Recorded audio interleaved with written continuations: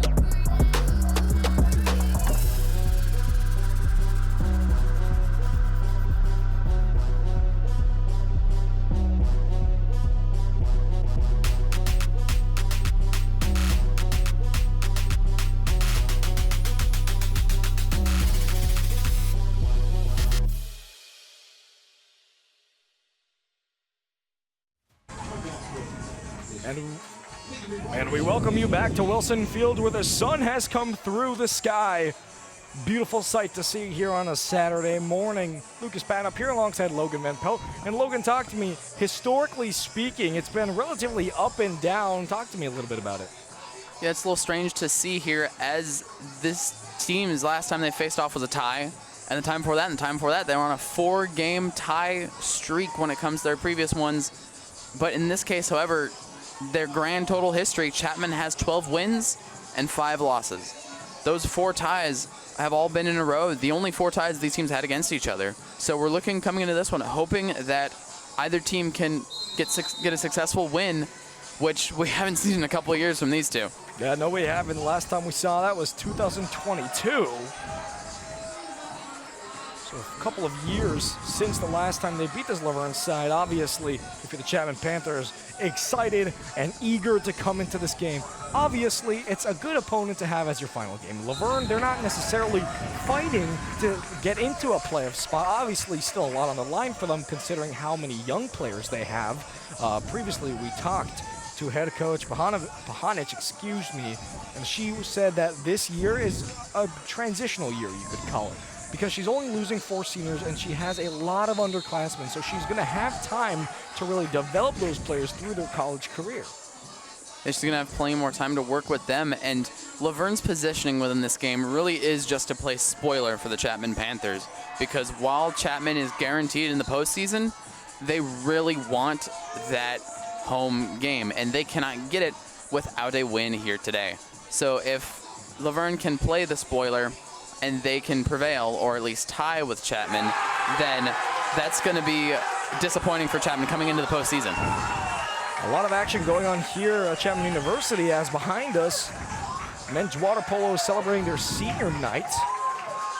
Always exciting to see that. Multiple games going on Flow Sports, so catch all of it if you'd like. Both teams going out and preparing to get the initial kickoff underway. A strong starting lineup for this Chapman side.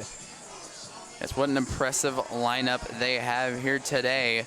Seeming to be a 4-3-2, as we have Jenna Rabazo, Cindy Carjan, Karis McKinney, Delaney Kitchens, Athena Chikaris, Grace Vasquez, Pilar Van Hedson, Kate Stenta, Casey Gilligan, and then, interestingly enough, the starting goalie for today, Sienna Gomez, who hasn't had a start in a minute, considering Bella Barreto started the last 9. Well, we'll get this game underway. The music blaring in the background as Sydney Carjan kicks this one away to get the final regular SCIAC game for both of these sides underway here at Wilson Field. Back to Carjan, just kicked it off momentarily ago. Obviously, Sydney Carjan, she's had an excellent year, 3 goals and an assist. Cross comes in, Sydney Carjan in there, but kept up excellently by Katie Beck. An early catch for her. Carjan was in the box, but just couldn't get her header on it. And a quick start from Carjan as well, Logan. Yeah, just starting it off hot, trying to get into the box as quick as possible for him. Ball will be brought down and distributed out to the far right side. Vasquez just misses that pass. It's taken away. Laverne will clear that one out for a throw-in. So obviously the Chapman Panthers, a lot to fight for in this game, Logan. If they win the game, they'll have a Monday playoff game at home. The time for that is still unknown for us at least, but if they lose it, they'll have to play away from home. And obviously for Coach TJ Perez, this is first year as head coach. You want to really have that home advantage. Obviously it's difficult because you're still kind of getting accommodated to the field. But if you're a new coach, you really want to get into your first playoffs at home, as we see Laverne on their first attack of the game. Colasar into the box, lets it roll. They'll take it away. Here's Sydney Carjan with it now.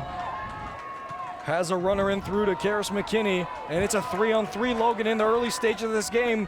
Through ball played to Sydney Carjan, but just a little bit too much. Excellently cut out. Lopez. It'll roll out of bounds for Laverne, throw-in.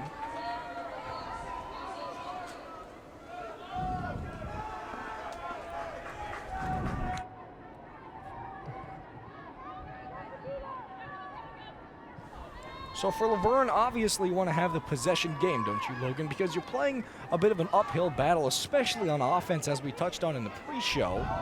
Chapman has been excellent in comparison to their offense, excuse me. Yeah, it's, as I mentioned, probably 20-5 when it comes to goal scoring. And Laverne want to be able to lock down on that defense, and the more time they have with the ball, the less they have to worry about stopping Chapman scoring. And just more positive time with that ball is better for Laverne. Ball kicked in bounds. It'll be knocked out from Ashkar. It'll be a throw in for Laverne. A bit slow to get up, but able to get back on her feet. Not a player you want to see go down early in the game, Logan. Yeah, that'd be dangerous for Chapman, and it's going to definitely throw a wrench into their plans. Ashkar able to get up after that challenge. Ball will roll out. It'll get cleared by Stenta. Listen to that atmosphere behind us, Logan. Wow. A packed house at the Allred Aquatic Center, but we're here at Wilson Field as Laverne gets the throw-in underway. Deep thrown into the box. Still with possession, Akoba. A bit of a spin on that one. It'll roll out of bounds. So Layla Lopez not able to keep that one in bound. The freshman from Pomona. That a recurring theme we'll see from this Laverne side, Logan. A lot of younger players. Yeah, I mean, head coach mentioned they only have 4 graduating seniors. They have a lot going on with their younger core, and that's why this year is more of an experimental year for them. And they're just going to try and get whatever learning experiences they can, especially facing a team that is postseason bound like Chapman. Postseason bound indeed for the Chapman Panthers. Will be Klein with the big throw-in, cut out by Stenta.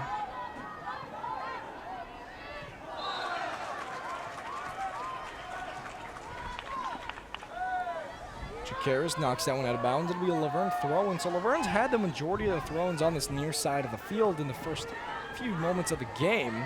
Obviously, 4.5 minutes gone by already.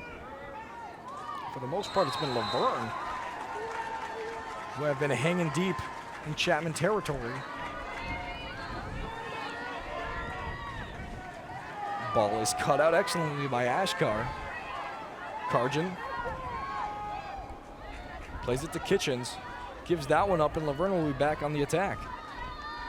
Some high pressure from this Chapman side. Obviously, that a staple of not only TJ Perez's style, but Chapman's style overall for soccer is that really high press as the ball goes out of bounds from the pass from Chikaris.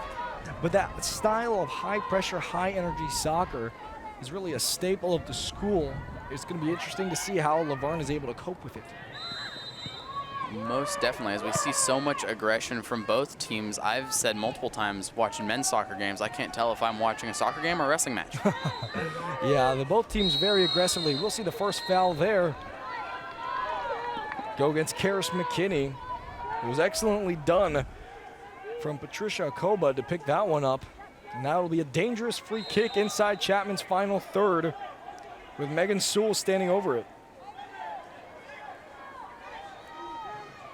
Another interesting one for this one. Sienna Gomez getting the start back in goal instead of Bella Barreto.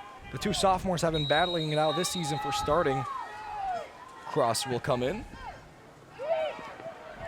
Ball is up. Easy grab for Sienna Gomez. So we just mentioned her, Logan. Bella Barreto not getting the start on this one. She transferred this year to Chapman from UCSD. Yeah, obviously a major story of this season has been the trade-off between Gomez and Barreto. And both have played immaculately, honestly. Barreto had 8 goals allowed in her 9 starts, while 9 goals allowed in Gomez's 8 starts, both with over 30-plus saves this season. It's very interesting to see what will happen between this situation going into the postseason as well.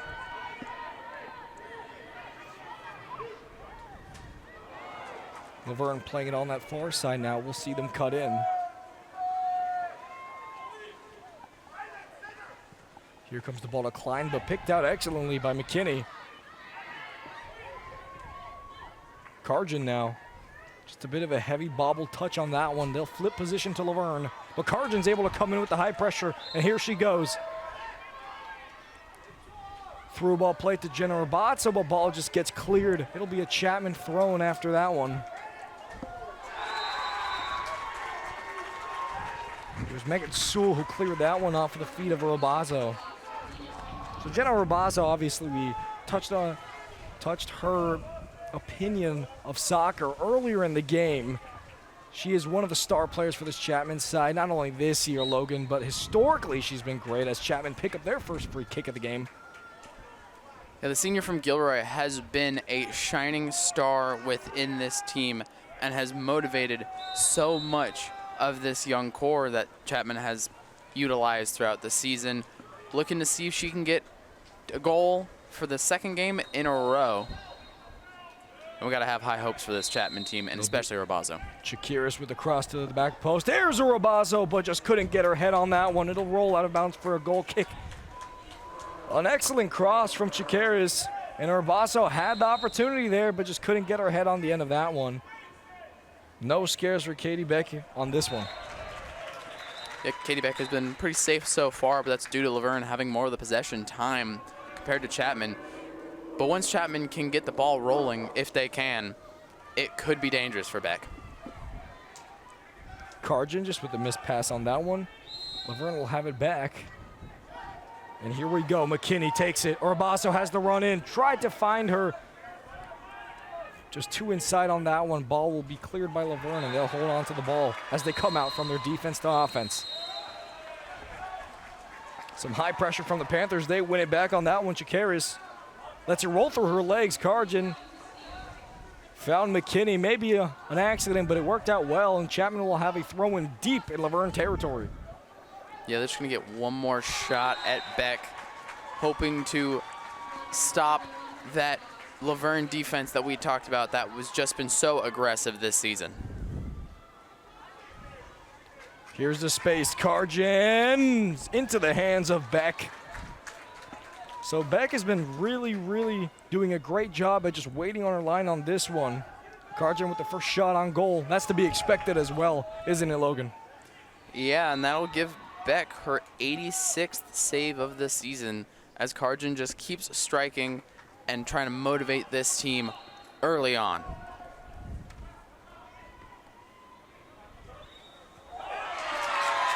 Well, so far, both teams have had a shot on goal. Obviously, we saw it earlier with that cross into the box that was collected by Sienna Gomez. A few seconds later, Katie Beck comes up with a save. It'll be a free kick on the far side of the field heading into Chapman territory.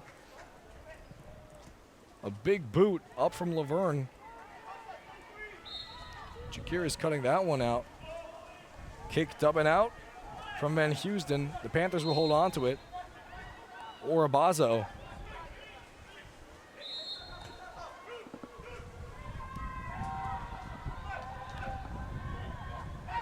The Leopards will play it back, hold on to the ball. Some high pressure from Kitchens, but no problem for this Laverne defense.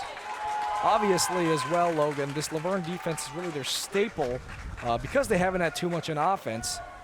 We'll see them build something now, but cut out excellent by Ashkar. As I was talking, however, their staple is their defense. Obviously on offense, they only have 5 goals so far on the season, which isn't great. But the real motivator in the game is their defense. That's what they want to impose on this Chapman side. Yeah, it's an interesting spot for Laverne as their defense has been what has kept them in the 2 games that they've won. And they need to just keep locking Chapman down. But the one issue is Chapman's main striking figure is that offense with 20 goals on the season. So it definitely is a big game of who's who, Chapman offense, Laverne defense. Shots taken but blocked from Karjan, and it was an excellent run from her. She had, it appeared to be Delaney Kitchens making a run in, just couldn't find her. Ball will be picked off by Ashkar.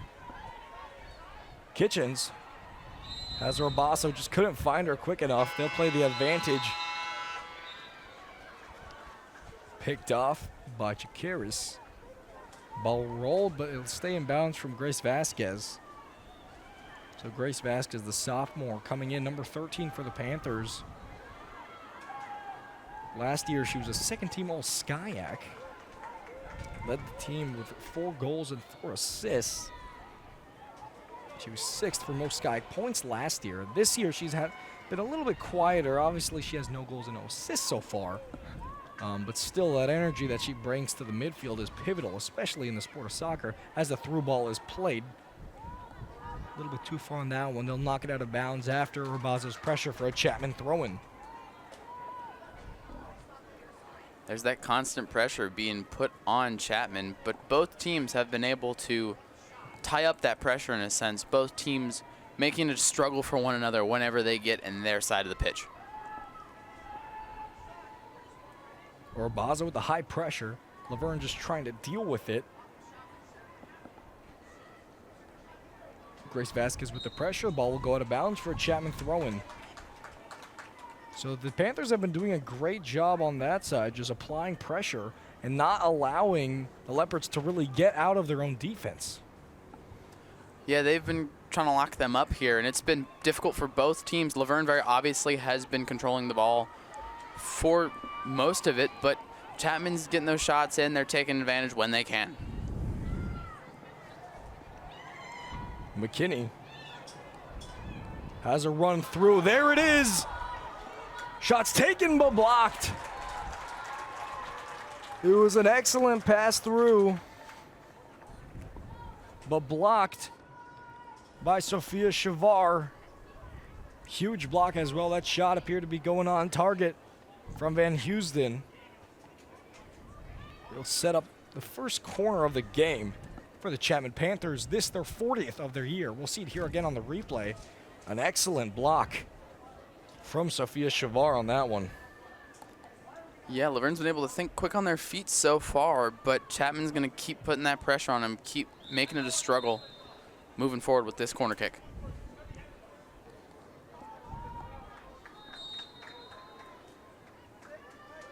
It'll be Grace Vasquez to put it into the box. Header in!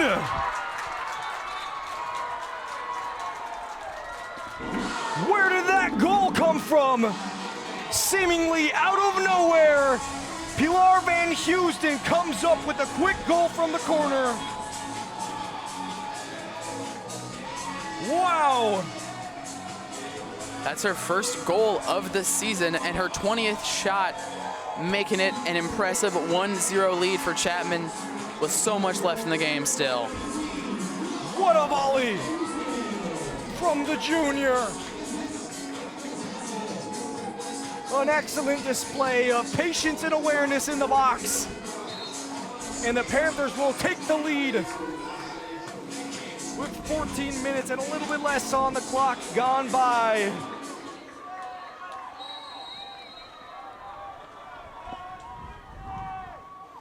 So after that goal, Laverne really feeling it was their first corner as well.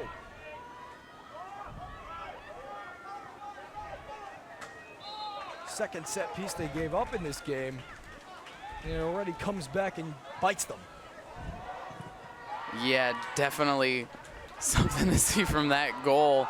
Just a struggle for Laverne once Chapman got into their territory. Their defense just leaked a little bit there, and all of Chapman's offense was able to take advantage within the midfield and the forwards. An excellent play from Karis McKinney to just hold on to the pressure. Played all the way back to Sienna Gomez, who calm and slowed his defense down. Gilligan distributing. Ball be knocked out of bounds for Laverne throwing. So Casey Gilligan has been absolutely electric on the season. Obviously, the senior defender is really the key player for this Chapman defense. She's been absolutely electric. When we take a look at the minutes, she leads with 1,454 minutes. Leads the Panthers.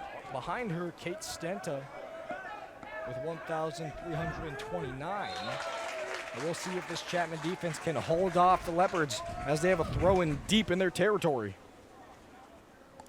Yeah, the senior from Saratoga, Casey Gilligan, is definitely going to be missed after this season, but she can still make her mark. Shots taken coming up. Just a little bit up and out. If it was football, it would be good, but unfortunate for her, it's not. And her first shot of the game for Kaylee Colasar goes up and out. one of the few players on this Laverne side who has a goal, 1 goal and no assists. And interestingly enough, there hasn't been that one player to really break through Logan. All the goals are distributed equally with 1 for each player. Exactly, 5 goals, 1 each. It's such a unique spot for Laverne to be in, as nobody has shown that they really are the leader of this offense when it comes to statistics.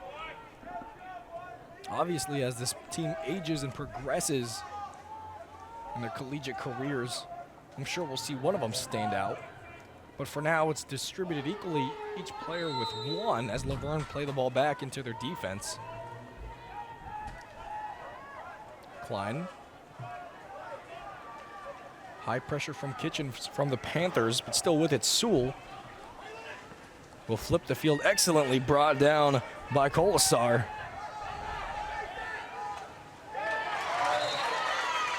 Picked off by Stenta.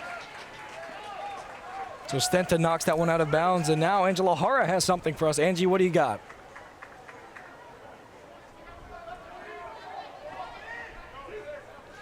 Hey guys, yeah, what a goal from Pilar that right there. And you can see that corner kick assist from Grace on the Chapman team.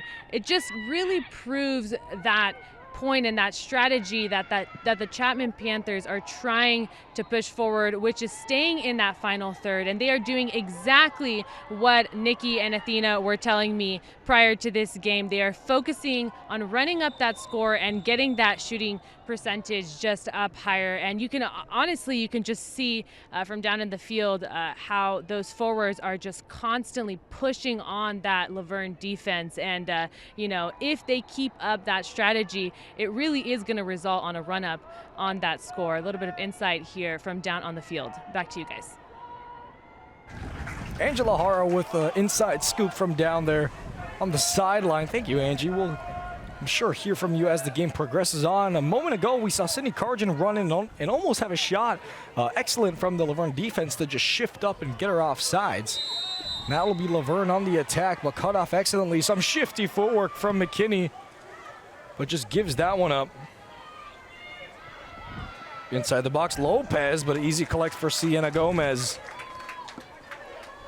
McKinney's a name we've heard a lot so far this game. Karis McKinney has been all over the field. You would hardly be able to recognize the fact that she plays forward with the amount of times we've seen her so far back with the defense, just providing them the necessary support to face the Laverne offense. And here come the Leopards. Lopez, some shifty footwork to get around Shakaris, but gives up that one. Pull of a jersey, it'll be a foul for the Chapman Panthers. A pretty clear one. Madeline Ashkar, the victim of that. So we've seen the Leopards have good footwork, Logan. That's not in doubt at all. They've been able to get step overs in, so on and so forth, but they just haven't been able to get in front of the goal and put the ball into the back of the net in this game. Cargin. Heavy touch, but able to keep that one in bounds. Karis McKinney with the turn, but just gives it up. Laverne will have possession. It's hard to deny that even with Laverne's fancy footwork, not necessarily going to lead to your goals. What matters is the ball hits the box, and if they can't get that, they can't get the win today. No foul after that collision with Gilligan and Akoba. She'll let it roll all the way out of bounds for a goal kick for Sienna Gomez. So now with 20 minutes gone by in this game, if you're just tuning in, Lucas Patton here alongside Logan Van Pelt. And Logan, talk to me. There hasn't been too much in this game so far. Both teams have had shots on goal, but it was that corner volley from Pilar Van Houston that put the Panthers into the lead. What do they need to do to really hold that lead, especially now that the Laverne Leopards are applying more pressure? I think it's undeniable that Chapman really needs to get more time with the ball. They appear from, not even just on paper, but when watching the game, it feels like they have not had nearly as much time with the ball, yet still take that lead with Van Houston's amazing shot. They just need to keep up and keep their feet on the ball if they want to draw this one out and keep their lead.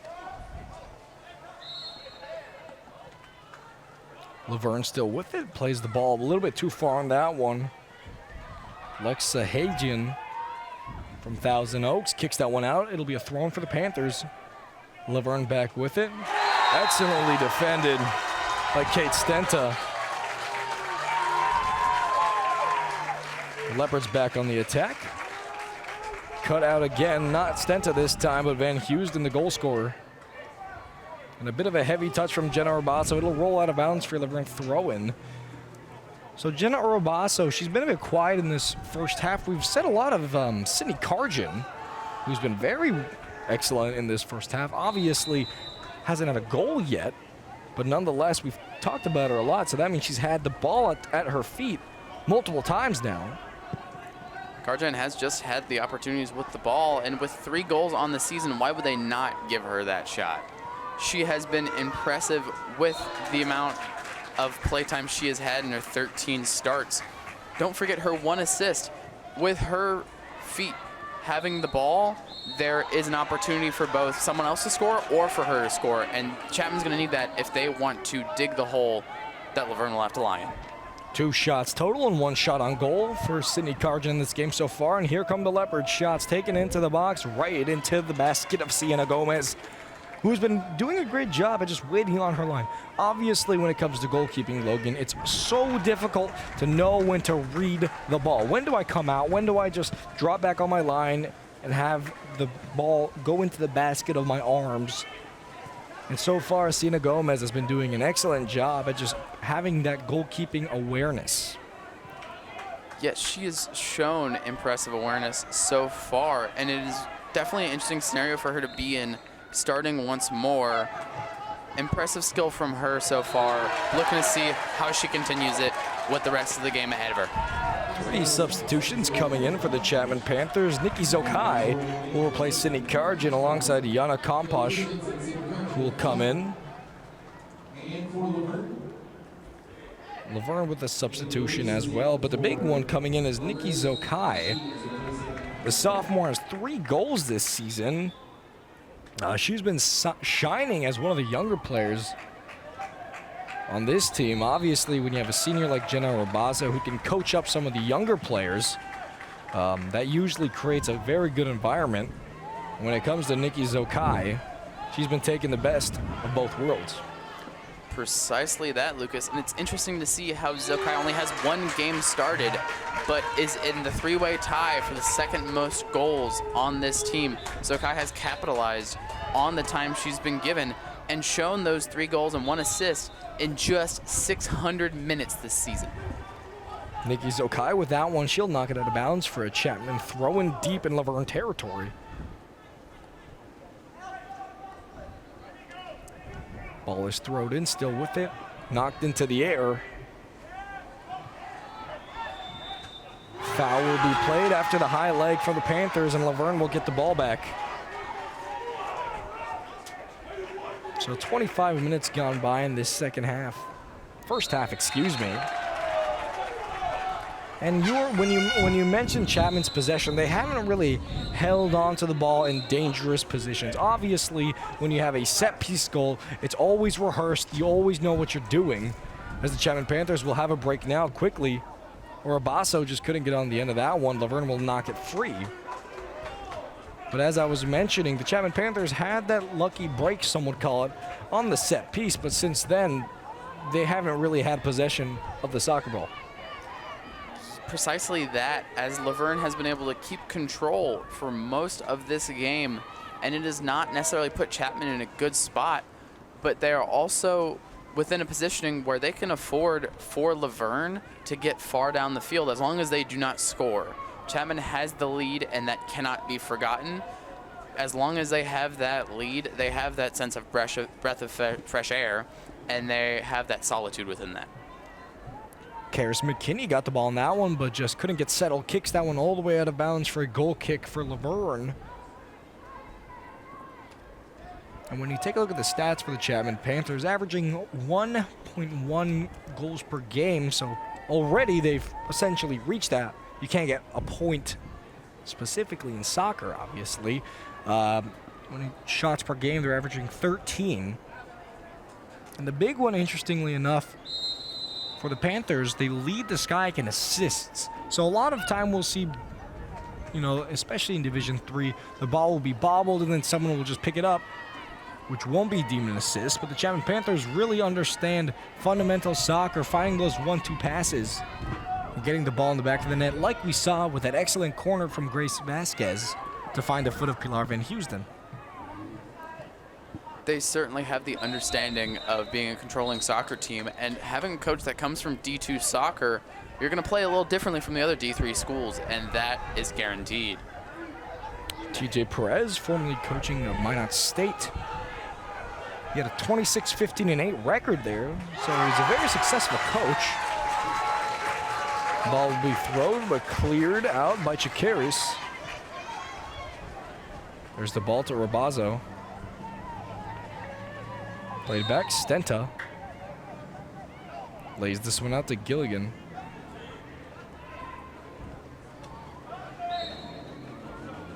Ball played through. Zokai tried to find her teammate running in Rabazo, but couldn't. They'll be back to this Chapman defense, Stenta.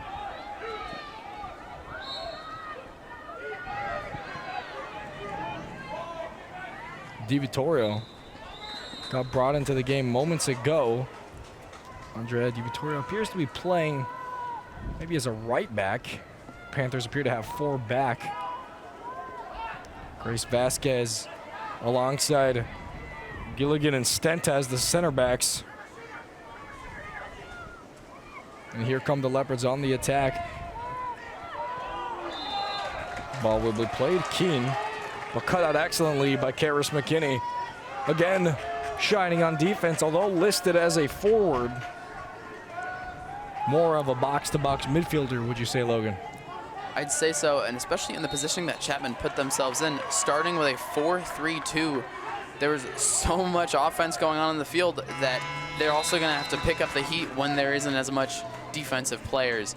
And McKinney has showcased that she can do that, and she can be the midfielder, the attacker, and the defender. Jack of all trades so far.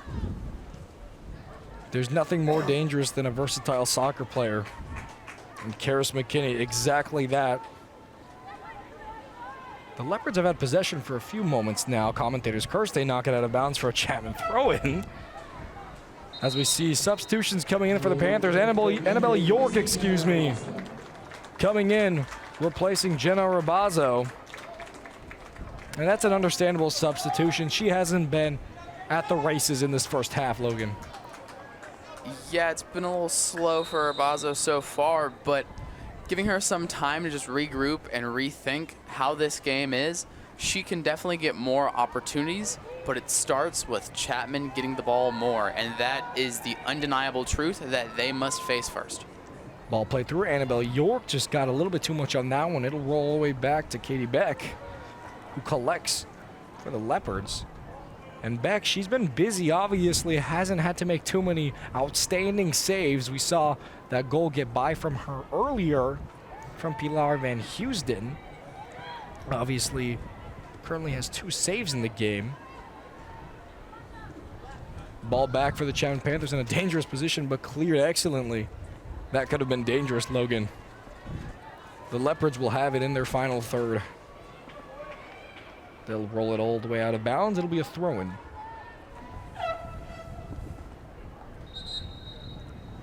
Some substitutions coming in this time for the Leopards instead of for the Chapman Panthers. Jordan Moody coming in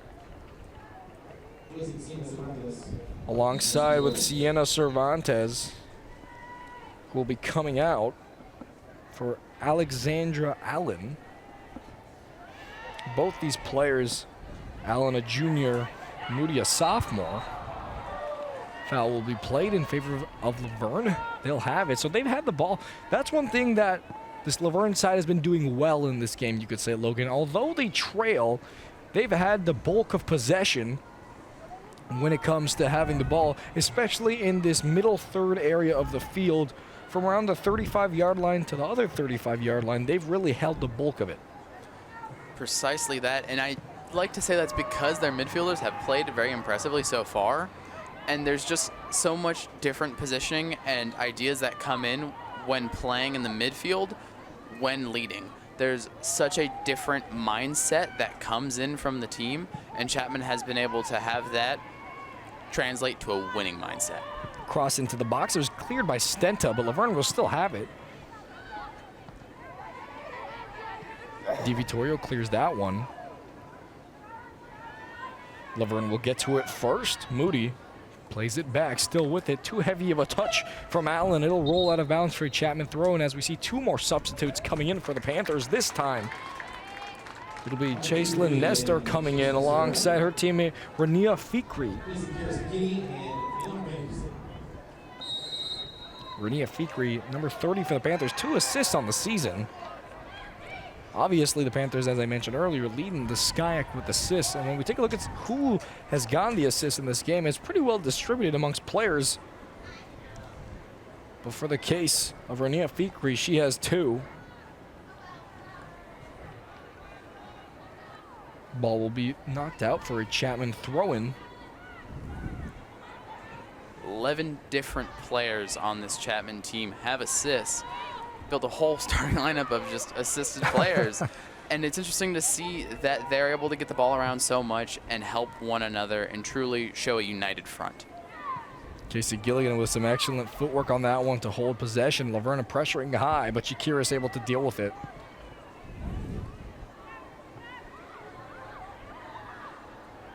Yana Komposh plays that one out. Fikri. Here comes the through ball to Annabelle York. A little bit too much power on that one. He'll clear it out for a throw-in for the Chapman Panthers deep in Laverne's final third. So not too much time remaining in this first half of action, Logan. 12 minutes around. What is one of the things that stood out to you the most from either side's offense? When it comes to the Chapman offense, they have not had, well, it appears they've not had as much time as Laverne, but with the time they have had, they have most definitely made it work. And I think that's something that Laverne needs to be able to find a way to do as well, is even if they have the more time, they need to capitalize on that, and they need to showcase that they can be a formidable offense, even with this young core. Ball bouncing around, but it'll be brought down by Chakiris, who gives that one back to Laverne. Cut out excellently from the high pressure from Kate Stenta, who runs up a lot. Here we go. Karis McKinney alone. McKinney getting howled, knocks down one, but Annabelle York is there! Just far off to the right. Annabelle York on her weaker side misses the kick, seemingly all by herself. And a breath of fresh air for Katie Beck, who was able to survive that onslaught of offense. Yeah, she was just able to fight that off. Katie Beck, already with the 87 saves on this season. She has been, 86 saves on the season. She has been impressive in her 13 games started. Unfortunately, allowing 19 goals in those games, however. And Chapman has been able to utilize those little weaknesses earlier, but now seems to be struggling, slowing down a little bit. We saw it there moments ago, Annabelle York missing that shot.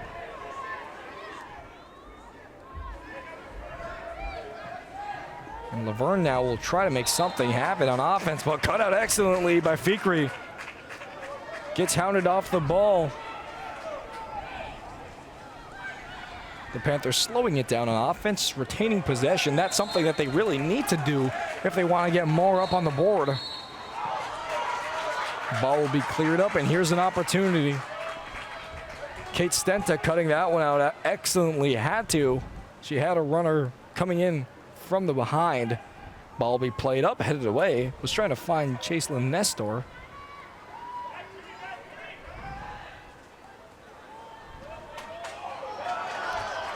Laverne just circling around, trying to regroup and come up with a game plan. Only 10 minutes left in this first half.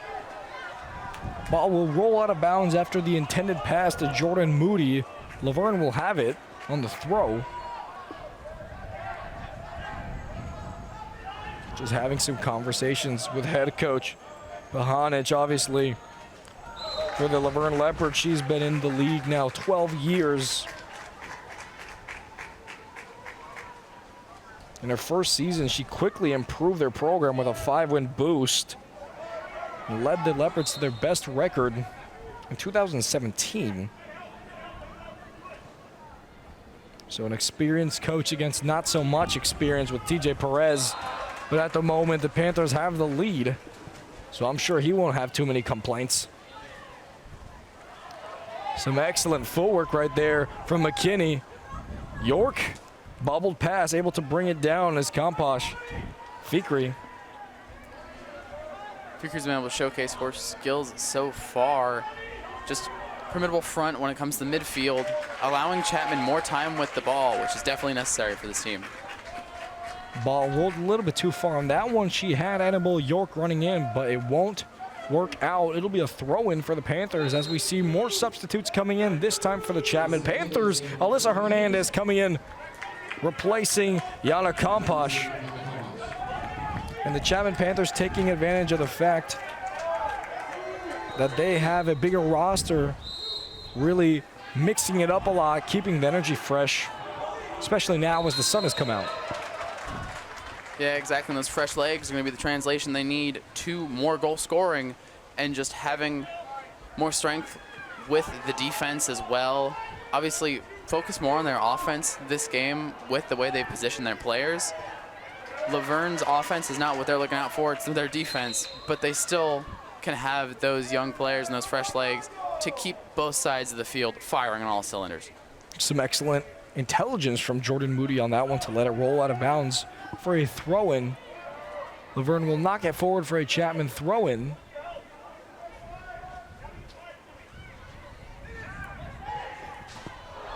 Hernandez inside to Annabelle York. Too heavy of a touch on that one. She'll miss it. She'll get knocked down. Laverne will play the advantage.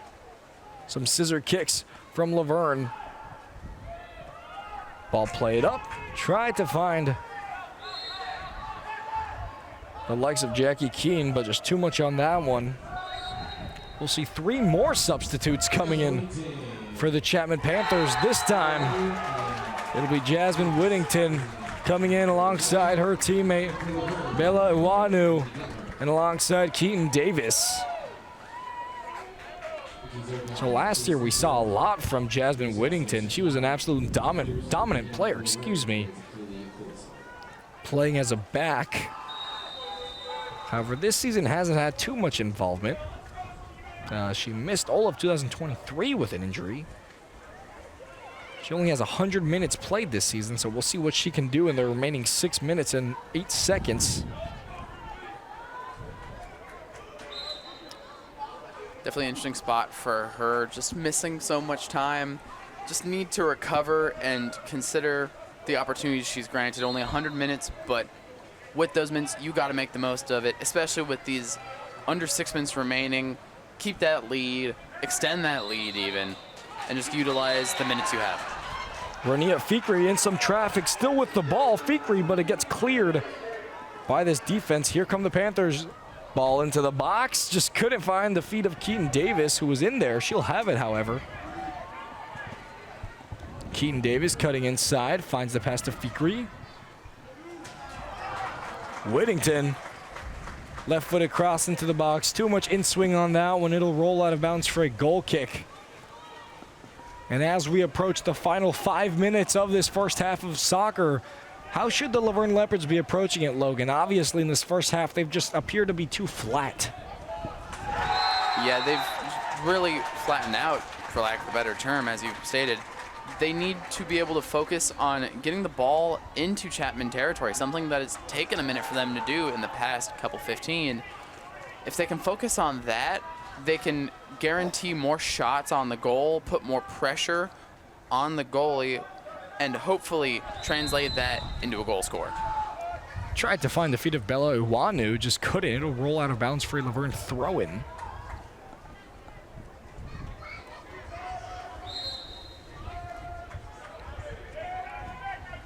Played up, taken away from Lopez. Huge boot up to clear it from DiVittorio. And here's Keaton Davis with a 1v1. Able to find her feet. Ball into the box, cleared. easy work for this Laverne defense.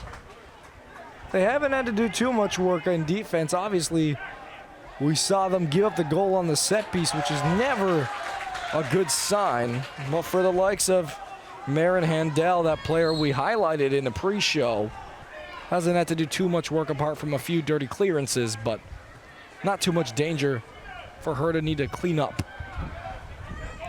Yeah, we haven't heard her name much. The junior from La Habra has not had much of an opportunity to showcase her skills on the defense. She is still showing that she is the Iron Woman, keeping herself within this game.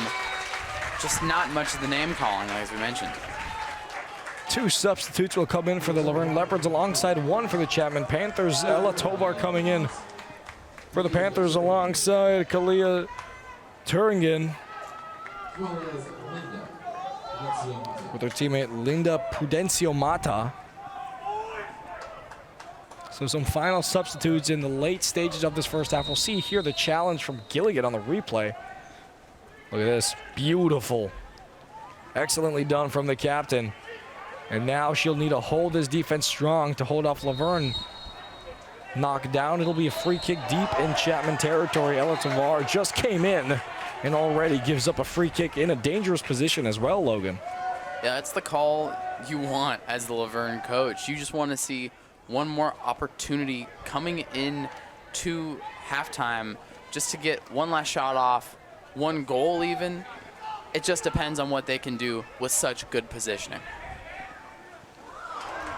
This will be a huge opportunity, and Megan Sewell will stand over this one again, the designated free kick taker. Only one player not in Chapman's box.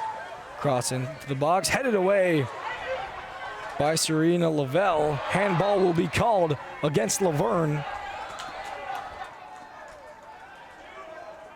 And the Panthers will take this one slowly. Yeah, they're going to just slow this one back down. There is no need for them to try and put pressure on Laverne when they already have the goal and they already have the positives coming out of this half. There's no need to risk it. Chapman's just going to slow their roll and keep it going. If you're TJ Perez, no need to rush it. Obviously, you have the lead. Referee just questioning that one, just raising his hand saying, why'd you do that? Why'd you push her? Final stages of this game. Obviously, both teams are relatively physical, you could call it. We saw it in the pre-show, 129 fouls for the Panthers. As the ball is played through, coming out, still with it. York! Shot is blocked. So a bit of a mishap from this Laverne defense, and they almost gave up a second one, Logan. Yeah, Laverne almost let it slip completely. That could have been dangerous. A 2-0 lead going into halftime would have put Laverne in a very scary scenario. Difficult scenario, but they still only trail by 1 as we enter the final 45 seconds of this first half of action. It'll be a Laverne throw-in. Free kick, excuse me. After the foul from Keaton Davis, player on your screen right there. Ball will be kicked up from Handel, but they'll be back on it now. Davis tried to flip the field, bounces off something. They'll call no handball. Beck will come out to collect. In a dangerous few moments in the last few seconds of this first half. And with the big punt from Beck, that'll wrap up this first half of soccer from Wilson Field here in Orange, California. It's turned out to be a beautiful day, Logan. The sky has opened up to let the sun come in. And for the Chapman Panthers, they'll be beaming just like the sun with that 1-0 lead going into the half. Certainly that. While we say here comes the sun, the Panthers are trying to say here comes the win. They're looking for it, and they're giving it their all right now. We're going to see what they can do coming in the second.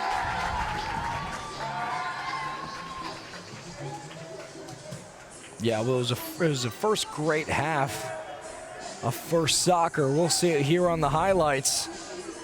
It was a relatively back and forth game. As we'll toss it over to see the highlights from the first half of soccer. was a relatively physical one. Obviously, we saw a lot of fouls. Then we saw Robasso just not really get into the steed.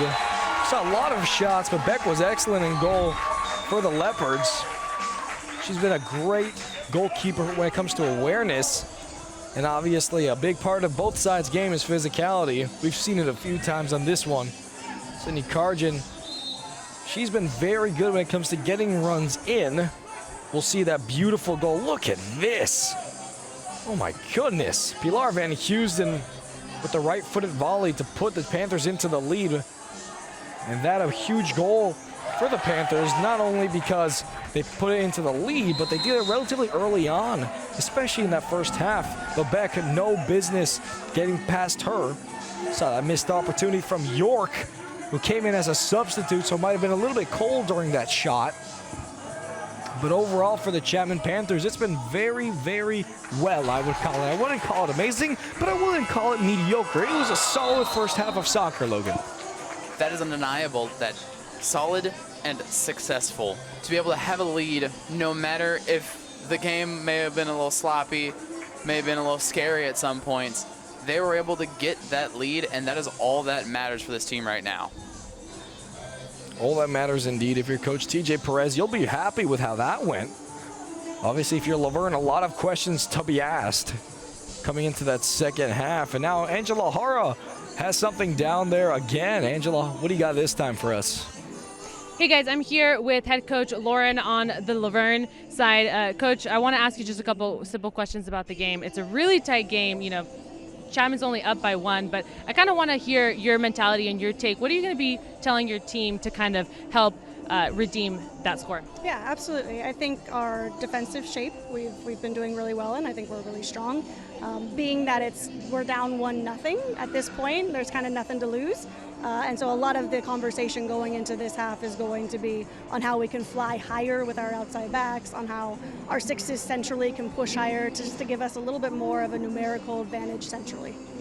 Absolutely. And are there any, bands you're looking to target, right, on the Chapman side that you're going to be trying to? What's the strategy here? Yeah, Chapman is a great side. I think what's happening is when we do lose the ball, I think their transition is really, really fast. And so even though we are going to have to fly a little bit, our center backs are going to have to do a really good job in that transition at finding their 9 quickly, because I think they do a really good job at finding their 9 and playing off of her. Absolutely. All right, well, get in there and talk to your team, Coach. Thank you so much. Thank you. Thank you, guys. Back up to you. Thank you so much, Angela Hara. Great as always down there on the sideline. And as we heard from head coach for Laverne, it's those transitional moments that have really made the difference in this game, Logan. Exactly, those transitional moments that they need to just keep focusing on and keep harping on when it comes to trying to gain the better positioning between the two teams. If they can keep focusing on that, they can get themselves in a way better position to score. Yeah, well, it was a great first display of soccer for the Chapman Panthers. Laverne with a lot of work to do. We'll see what they can do in that second half of soccer here on CSBN.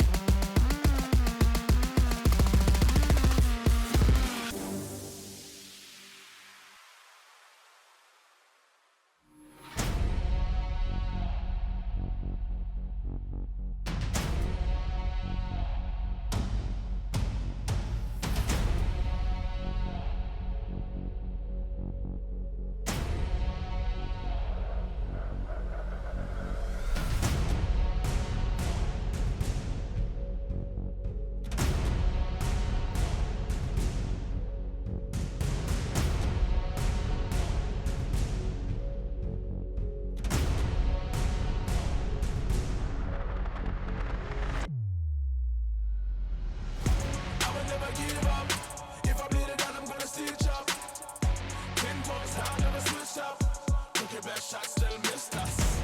I will never give up. If I bleed it out, I'm gonna see it chop. 10 toes down, never switched up. Took your best shot, still missed us. Took your best shot, still missed us. Took your best shot, still missed us. Took your best shot, still missed us. Took your best shot, still missed us.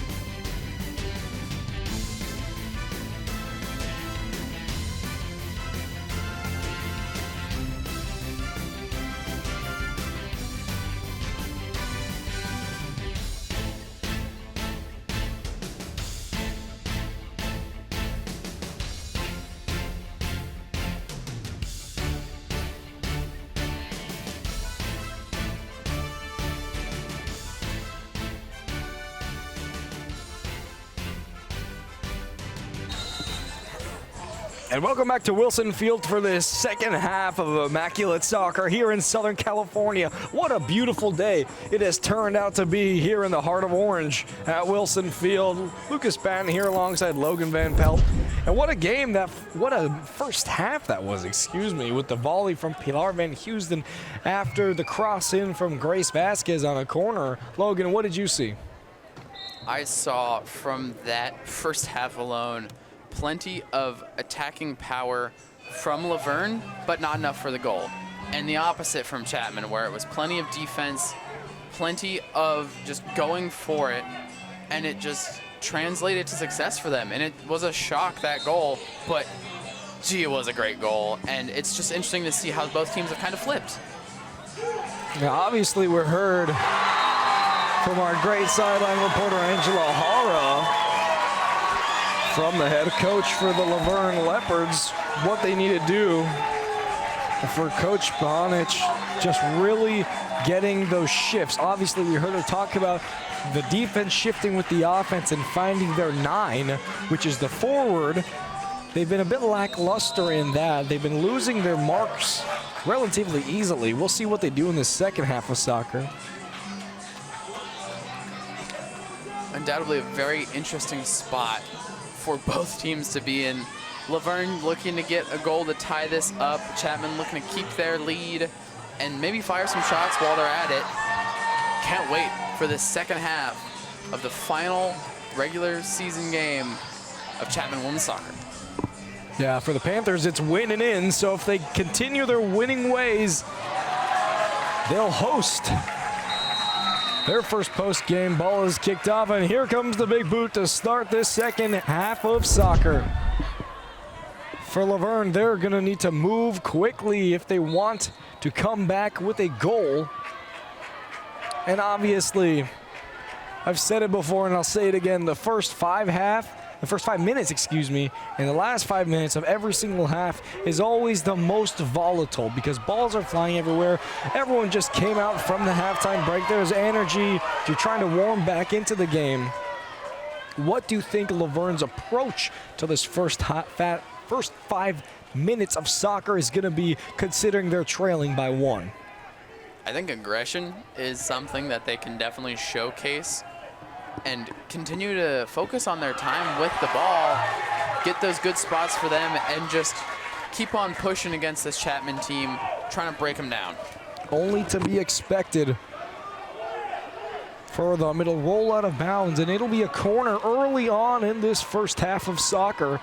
Obviously, we saw the Panthers take advantage of their corner in the first half with Pilar Van Houston finding it. We'll see what they can do now.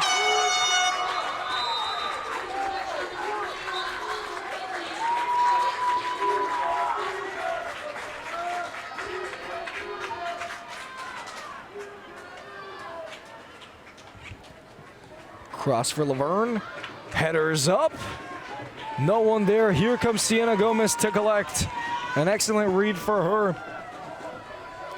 Most definitely a scary spot for Gomez to be in. There's always the should I not when it comes to the ball being that close. And you don't want to grab it and instantly get those hands kicked in. You want to be careful, make sure you get the ball and not provide them with any more time to score. And here comes Laverne again. Their pressure's been absolutely immaculate in these first few moments. Still running with it. Laverne will have it again. And here comes the attack building. Coliser plays it out to Klein. Ball played through, knocked it out of the feet of Layla Lopez. It'll go out for another corner. So already in this second half, they've had more corners than the first one. And Kylie Klein will stand over this one for the cross into the box. Let's see what they can do on this, Logan.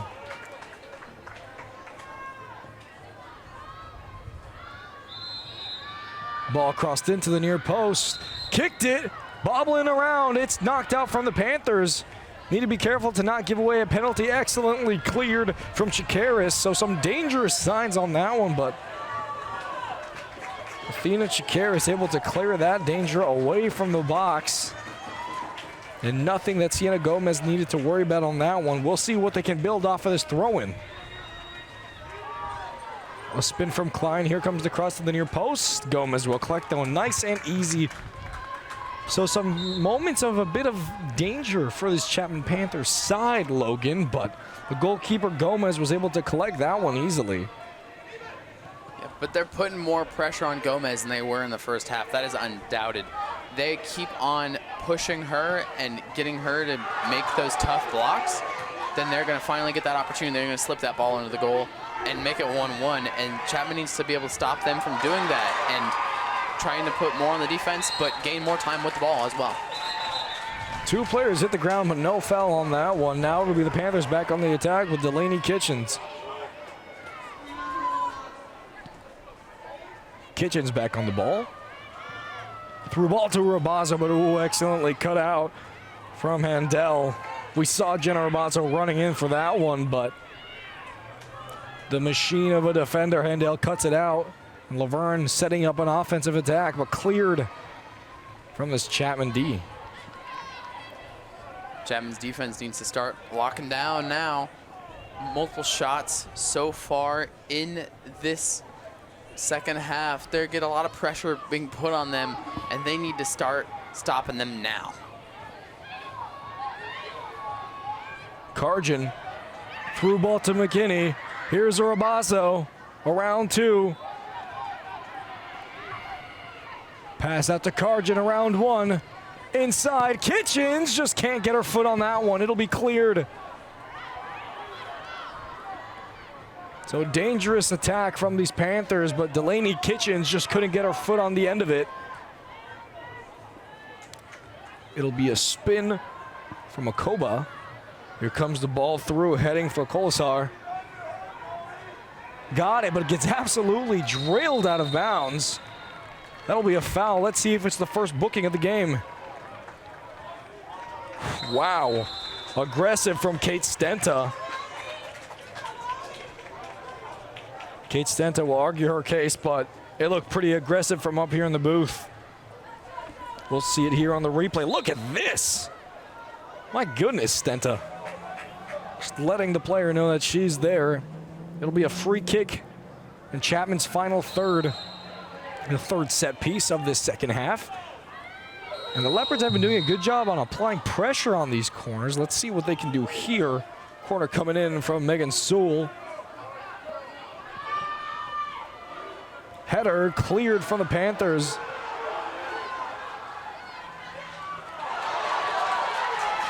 Back to Sewell. Has Rabazo, who picks that one off. It'll roll out of bounds for a Chapman throw in. Excellent defense from the senior forward. Yeah, she's playing real far into their own Chapman territory. Not expecting her to be that far back, but she's still going to be able to put that pressure. Even as a forward, she can show that she has defensive prowess. Here comes a cross from Colasar, cut off excellently, cleared. But the Leopards holding it in their final third excellently. Orbazo gets it, plays it back. Smart play from the senior forward. Ball will be played up. Sydney Karjan with the header, can't get it under her feet. Ball will be bobbled back into the air from Handel.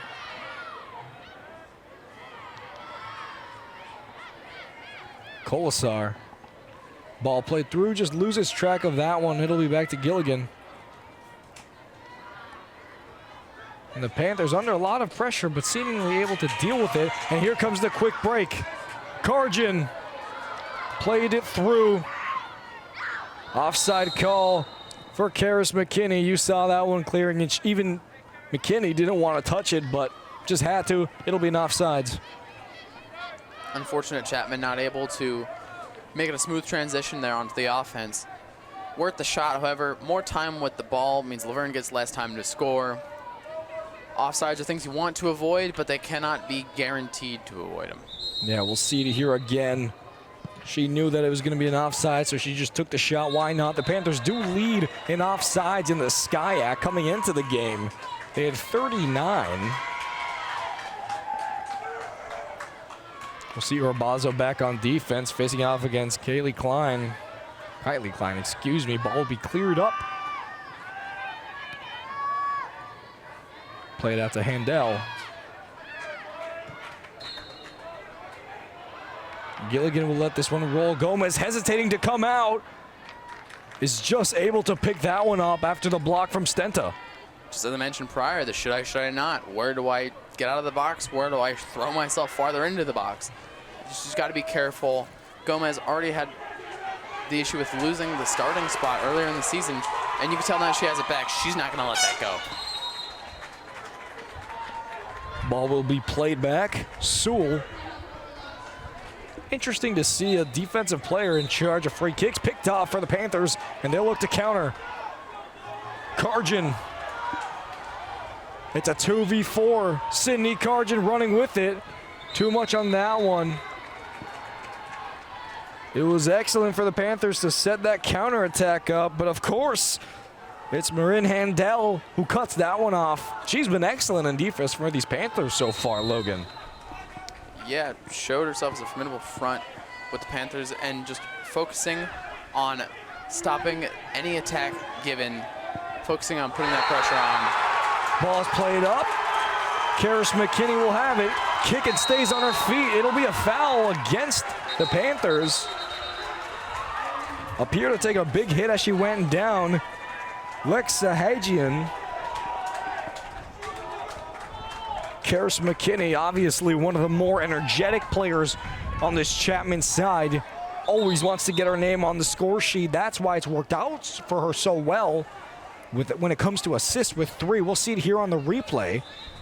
Karis McKinney with some frustrations. We saw it here from her. You take it ahead.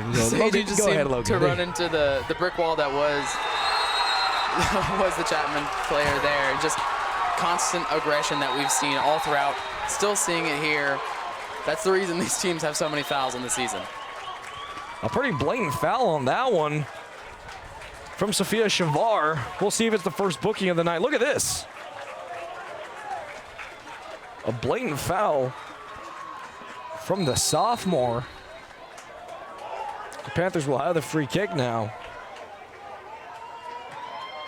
Gilligan with a big boot up.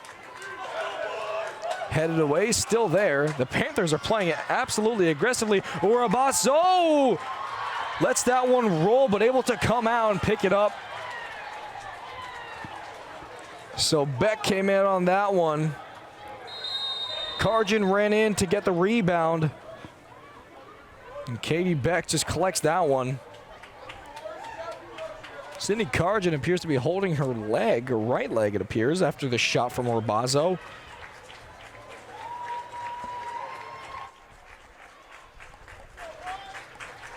So it was an excellent read from Sydney Karjan to come in after Katie Beck fumbled it. Came right into her hands. And Katie Beck with the black and white Nikes. Interestingly enough, when I played soccer, I wore those cleats. Huh, that's nice. Sense of familiarity from up here in the booth all the way down to the field. It's been deemed a penalty after the referees reviewed it. This will be interesting. Let's see this. She came in and that, wow, that one caught me off guard. A bit of a foot poke from Katie Beck on Sydney Karjan. Yellow card, and that's a lucky yellow card as well, Logan. Yeah, I mean, with that replay in particular, sometimes you just need a new perspective before you make a decision.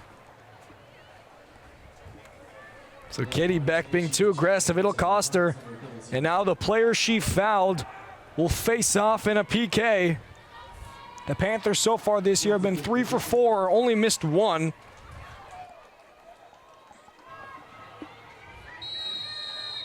Sydney Karjan sends her the wrong way.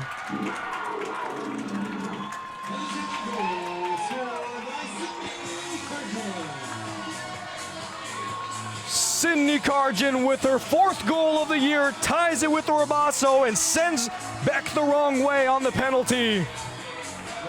Excellent composure from the forward and gets a bit of revenge after Katie Beck poked her with her leg. The Panthers take a 2-goal lead in this second half. And the Panthers are just trying to put as many nails in the coffin as they can of this Laverne team, trying to stop them, keep it rolling, keep the ball moving. Chapman Panthers 2-0 lead against Laverne with 34 minutes left in this game. If you're Coach Bahan, it's frustrations from your number one goalkeeper.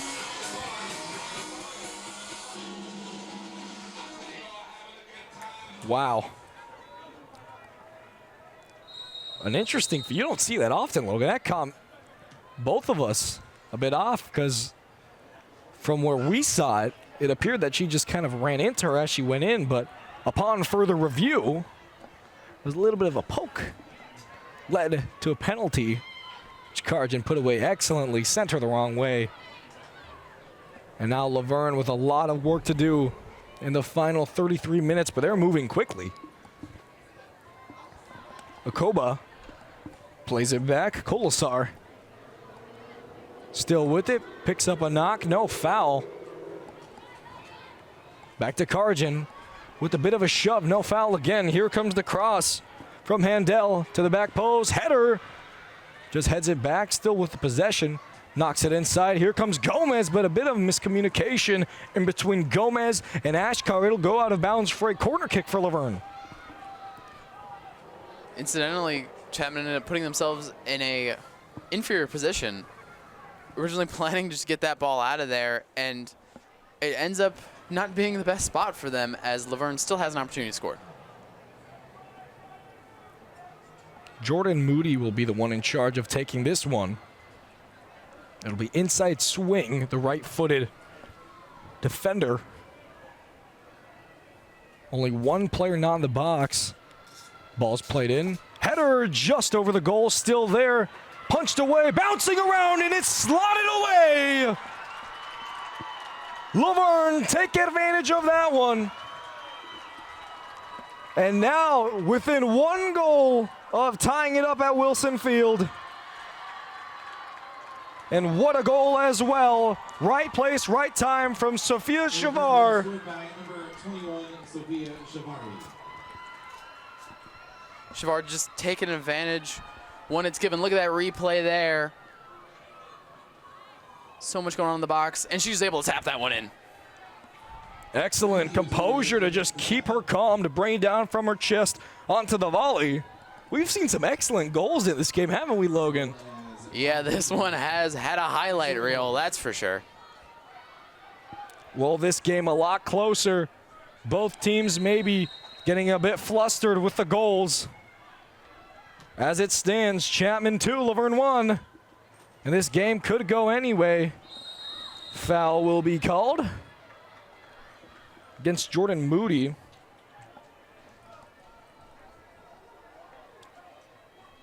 Not against Jordan Moody. Excuse me, in favor of Laverne.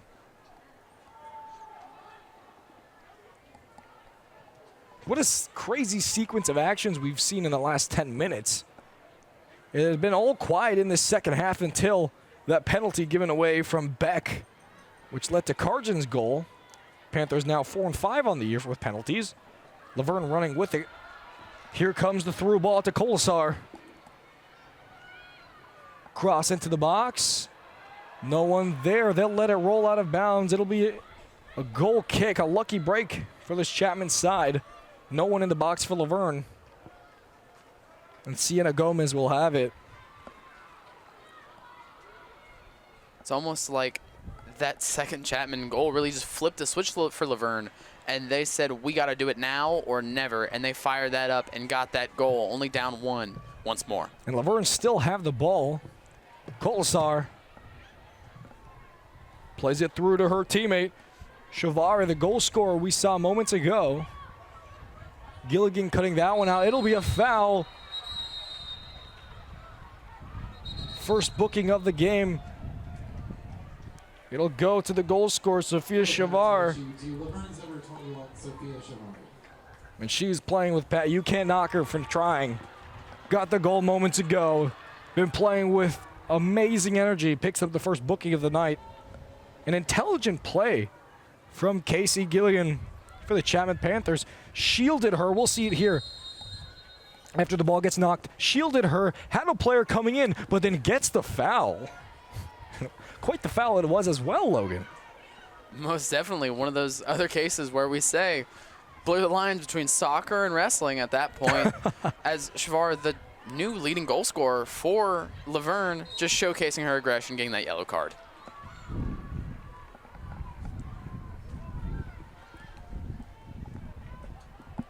And here comes Laverne with the free kick from the middle third.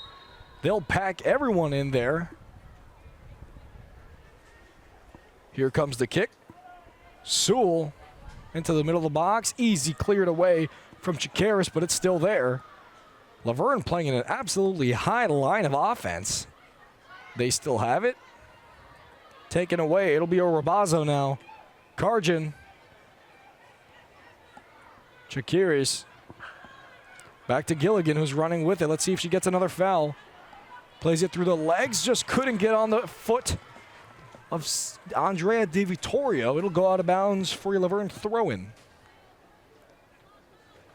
Laverne will get more opportunity with this ball if they can maintain it and just keep trying to repeat that impressive goal and just repeat their opportunity with the ball, going for shots. Yeah, well, it's been back and forth in these last few moments after those last 2 goals went in. And now down there on the sideline, Angela Hara has something again for us. Angie, what do you got this time? Hey guys, yeah, I just want to revisit that moment where the Laverne Leopards scored that goal. It's quite literally the reciprocal moment of how Chapman scored their first goal. Again, you know, Jordan Leedy there with the corner kick and assisting to Sofia Chavare, who scored that amazing goal. And it's just testament to, you know, that interview that I had with the coach earlier, where it's really just kind of about being there and getting in that zone. And, you know, in this case, Sofia Chavare was just there. And of course, that beautiful assist from the corner kick, that is what you want. That is a perfect example of what you want from a corner kick, to be perfectly right in the center right there for that goal. So it's a pretty amazing stuff, and it's looking to be a great game on both ends, honestly. Back to you guys. Thank you so much, Angie, for that tidbit of information. An excellent point brought up as well. The goal that Laverne scored was very similar to that one that we saw from the Panthers. Obviously, the volley from Pilar Van Houston was clean off the rip the first time. And that Laverne goal from Shavar, just right place, right time, but still came from a corner. So 2 out of the 3 goals from corners. We'll see Gilligan with the cross in, easily cleared away. Not too much problems from Kylie Klein. And while we were hearing from the sideline, we saw a couple players come out for Chapman as Karjan and Urbazo go back onto the bench, wondering if Chapman's going to start slowing down when it comes to their attack, and if they're going to start hunkering down on that defense, preventing Laverne from getting any more shots. Obviously, TJ Perez has done something right this year. They're entering the postseason, currently 5th seed, and if the score remains, they'll enter as the 4th seed, which will be excellent, especially in your first season as head coach. For now, it'll be a Laverne free kick in the middle third of the field.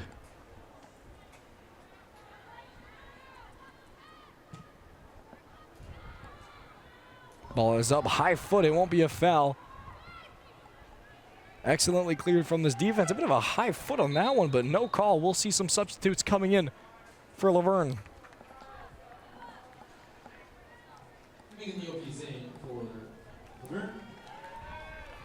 Coming in, Megan Leopis, the senior forward from Trabuco Hills, formerly played at Santiago Canyon College. Trabuco Hills, interestingly, one of the high schools here in Southern Orange County. I actually played them when I was at San Juan Hills High School, so a bit of familiarity again. Love to see that. On a personal note, crosses in, cleared by the Chapman Panthers by Gilligan. And Casey Gilligan has been absolutely electric in defense when it comes to getting those clearances, hasn't she, Logan? Yeah, she has just been firing all cylinders on the defense and has continued to showcase that ability and that strength when it comes to locking down Laverne's separate attacks.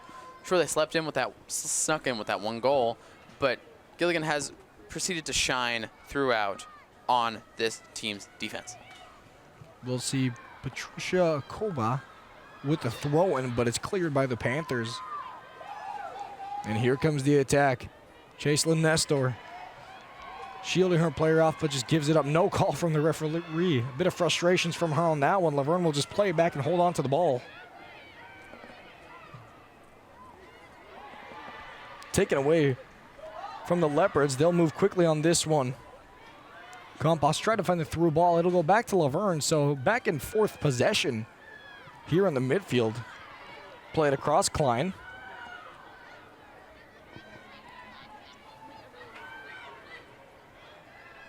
Back to Klein. Heavy touch, and York will cut that one out. Referee will play the advantage. It'll be Nestor. Knocked to the ground, no foul. Referee letting both sides play a lot in this game. It's been a physical one down there, hasn't it, Logan? Through ball will be played. Bobbled in the air. Some high pressure from Chakiris, but cleared by Laverne. It'll be a Chapman throw-in. An excellent little touch, actually, from Pilar Van Houston, who was preparing to come back in as a substitute. We'll see her come in now, alongside the likes of Alyssa Hernandez. So Athena Chakiris will take a break now. She's been excellent in that midfield. I mean, when you think of typical players who are the engines of, the midfield, Athena Chakiris has met all those standards and exceeded them. And now we'll see the Panthers on the attack. Zokai lobs that one into the air. High ball. Katie Beck will come out and collect that one. So under 25 minutes remaining in this second half of action here at Wilson Field. And as the game has progressed, the weather has improved. Today is the ideal day for soccer now that I really think of it, Logan. I mean, there's a little bit of a breeze. Maybe it's low 70s, mid 70s. No complaints, I'm sure, from the players or from up here in the booth. Precisely. It's just a beautiful day outside. Can't go wrong with a little bit of soccer on a sunny day. And I bet these players are awfully happy about it because it was real cloudy and a little dreary earlier. The marine layer luckily got cleared out as the game progressed. Now we'll see the Panthers back on the attack. Here comes Nestor.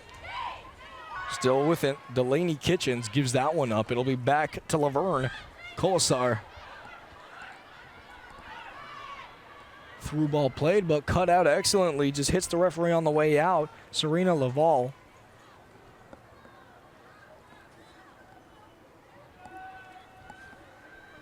We'll see another big throw in. This is a strategy that's been implemented more and more in the modern sport of soccer. Akaba with the throw in. Short. Here comes the cross. It'll go out of bounds on the near side for a goal kick for Gomez. As we see three more substitutes coming in for the Chapman Panthers. A lot of substitution coming in the latter half of this second half. Keaton Davis coming back in alongside the likes of Grace Vasquez. We saw her start in this game, and she'll come back in. Picked up her first assist of the year on that corner when she found Pilar Van Houston in that first half. Chapman continuing to allow fresh legs coming into this game. Obviously, we've mentioned prior that they have the larger roster and they can afford to just keep switching and swapping when they need it, keep bringing in players, and just have that refreshed mindset physically and mentally, allowing them to just keep it moving and protect their position, their situation when it comes to Skyak. Alyssa Hernandez giving up that foul, and now Laverne will have a free kick in dangerous territory at around the 24-yard line. Standing over it again, Megan Sewell.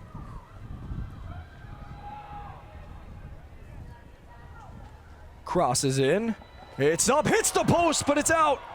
Bouncing around in the box, cleared, takes a knock. A lucky break for these Chapman Panthers as the ball is cleared from Annabelle York. Lucky for Sienna Gomez. And this game remains a 2-1 lead for Chapman, but by a hair on that one, Logan.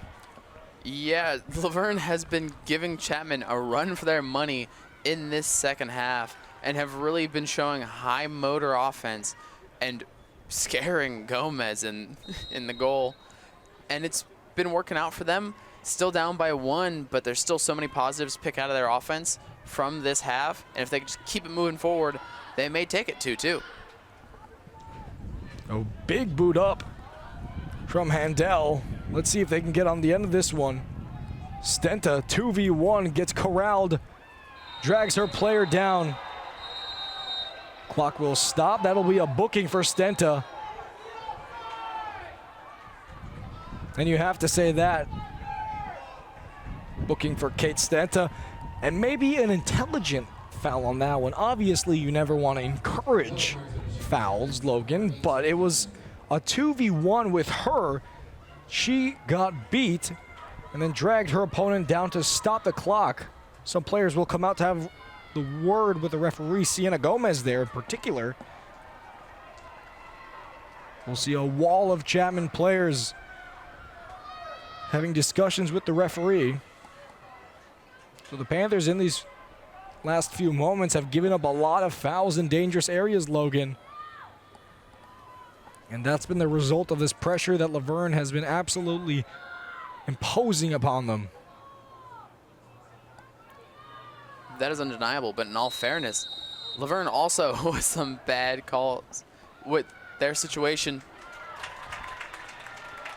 Excellently cut out by Sienna Gomez. Dangerous on that one, but was able to come out, bring it down, and hit the deck to hold on to the ball.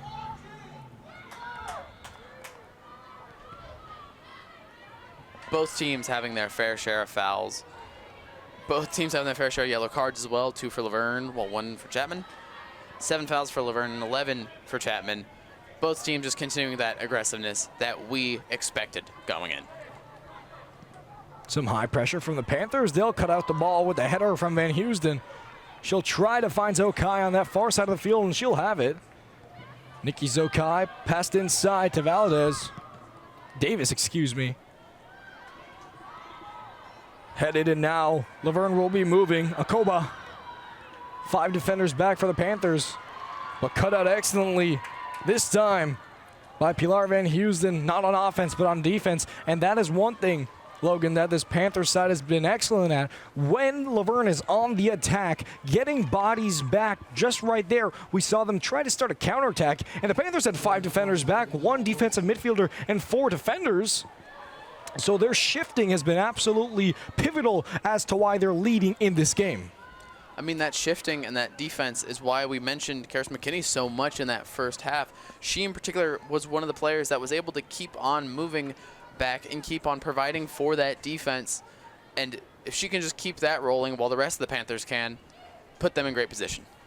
Chapman men's soccer warming up there like you saw on your screen moments ago. They have a game right after this one, so a lot of action on Flow Sports for Chapman today. Obviously, you love to see that on a Saturday. Nothing better than going out watching some college sports. The Chapman men's team will take on Claremont Mudscripts, which is always a competitive game. That one's going to be great. Tune in for that one at 1:30. Ball will be played, dragged down rather lazily by Delaney Kitchens. It'll be another foul now, and another free kick going in favor of Laverne. Under 20 minutes remaining in this soccer game. The referee will just make sure the ball is placed at the correct spot.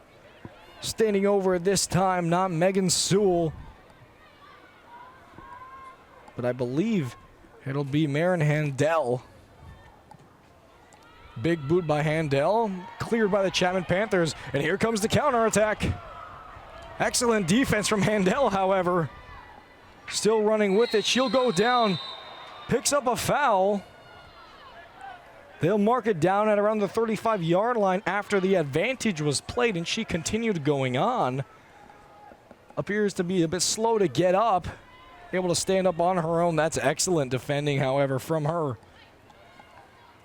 And Megan Leopes will have a word with the referee after that.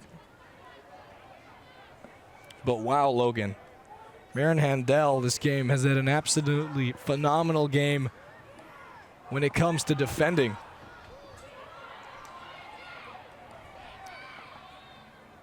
We've said it so many times before, just the Iron Woman, the one that is motivating this defense. She has continued to do so, continuing to fire off and forcing Chapman's offense to rethink their maneuvers. And while Chapman is succeeding and winning, it's not necessarily negative on her part. Here comes the 2v2 for the Chapman Panthers. They'll still run with it. Dragged down, no foul. Running with it still is Nikki Zokai, but saved by Beck. Panthers still in dangerous zone. York with the cross, but just too much on it. Wasted opportunity from these Panthers to go up by 2.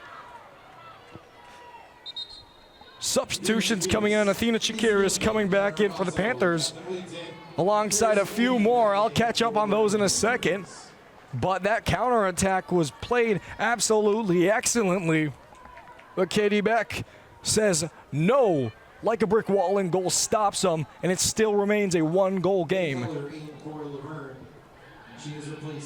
What a save it was, and Angela Hara again has something for us. Angie, take it away. Hey guys, yeah, it's getting pretty heated as the zones have quite literally shifted here with multiple free kicks that are on Chapman's first zone, of course, benefiting the Laverne Leopards. I want to tell you guys just a couple of things that we're seeing here down from the sidelines. We're going to start to see Chapman's defense starting to get vocal, all right? Their goalkeeper, Sienna, having to coordinate with her defense. They have to lock in this moment if they are going to want to overcome with a win. They might be 1 goal ahead of Laverne at the moment, but that's not enough at the rate that Laverne is pressuring them defensively. And we're going to start to see Chapman switch into that defensive mode. I'm hearing a lot of everything out, which is basically just when the goalkeeper is just shouting to her defense, this ball needs to get out of this zone. We need to either kick it up or kick it out, but there is absolutely no time to be wasted here coordinating any passes. So it could get potentially pretty dangerous here for the Chapman Panthers as these Leopards are getting really close to this goalkeeper's zone. I'll send it back up to you guys. Angela Hara with a perfect insight on how this game is starting to play out. Absolute aggression from both sides, and you're really feeling it when it comes to fouls. Chapman have had 13 this game in comparison to Laverne's 7. Yellow cards haven't been too many when we take a look. 2 for Laverne and 1 for Chapman. But you can really feel it just by the pace of the game, how much the aggression is starting to turn up. Yeah, there's that continuous aggression from both sides. A grand total of 20 fouls within just this game alone. Still 14 minutes in it, so there could be even more. So much going on between these two teams. Laverne really proving that they can be the spoiler, showcasing that that is their goal, to be able to stop Chapman in their tracks. And while you are making it in the postseason, we're not going to guarantee you an easy way through. Delaney Kitchens running hard with it. No foul will be called. Big clearance from Klein. Up the line, but it'll be knocked back into the same spot. Here comes Urbazo to take it away. McKinney plays it inside. Through ball to Kitchens. Whittington in the box at the back post. Crossed in towards Whittington, but gets cleared. McKinney with the header in. Still bouncing around. Here comes Urbazo. Gets her foot on it. Heavy touch. Plays it out, just too short, gets cut out, still running with it. An excellent takeaway from Lainey Cutler. But excellent defense, wow. From this Chapman Panthers side, Kate Stenta. Karis McKinney waiting at the back post, but gives that one away sloppily. And now Laverne will start moving. Just push to the ground, that'll be a pretty clear one. And she needs to watch out already. Has a booking, Kate Stenta. Already on a yellow card. Not Kate Stenta, excuse me. Andrea Di Vittorio on that one. Such an aggressive fight between these two teams. Nothing more competitive than a game like this right before the postseason, playing and giving it their all, continuing with the fouls, continuing with the foul trouble, waiting to see what will happen with these final 13 minutes left. Standing over the ball again, it'll be Megan Sewell. Laverne crowding the Chapman box. They'll play it short to Klein. Here comes the pressure from Chikeres. Fakes the run excellently, Cervantes. Through ball played, lets that one roll out of bounds, so a big mistake for this Laverne side. 4 substitutions coming in this late stage of the game. Just letting more legs come in. Refreshers, constant refreshers coming in. Chapman needs to keep it rolling, and Laverne needs to go for as many more shots as they can. Just keep striking and stopping Chapman from winning this game.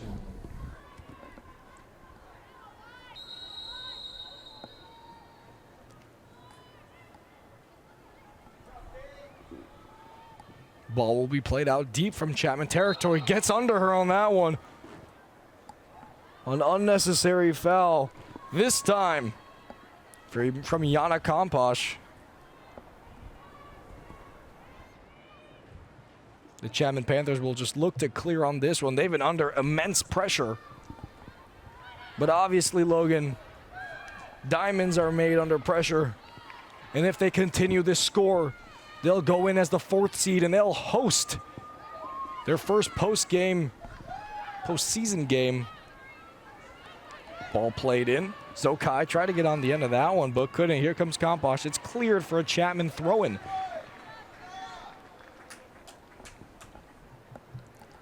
This game here is Chapman's shot to have the first of hopefully many postseason games in the TJ Perez regime, and to start that off with a home game would be phenomenal for them.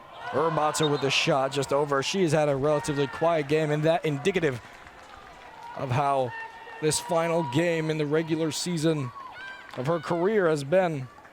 Obviously, last game she had a phenomenal performance, however, in this one, just nothing coming from her.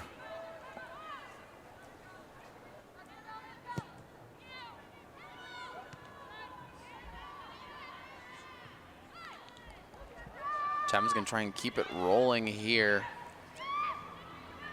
Robasso now on that far side, bouncing around, picks up a foul. It'll be a throw-in, interestingly enough, no foul. Some frustration shown from the senior captain. Komposh now, here comes the cross. Annabelle York is trying to get on the end of it, couldn't. Laverne will have it now. Ball bouncing around, Cervantes with the header brings it down excellently. Here's Shavar, the goal scorer from earlier that we saw that got Laverne's first. It'll be Zerbel. Cleared up, cleared from the captain Gilligan. He keeps it in bounds as well, excellently done. Zokai trying to hold on to it, to no avail. It'll be kicked up by Vasquez. And here comes the high pressure, cleared from Laverne to the far side.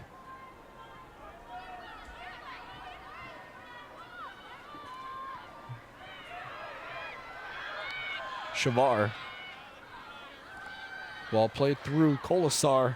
We've seen her a lot on that right wing spot, but cut out excellently by Vasquez. It'll be a throw-in for Laverne as we see some substitutes coming in. A smart one as well, Marin Handel coming back in after she appeared to pick up a slight injury. Lucky. Great to see her back on the field, especially if you're Laverne. She's been a standout on defense. Cervantes with a bit of a tussle, able to hold on to the ball. Allen.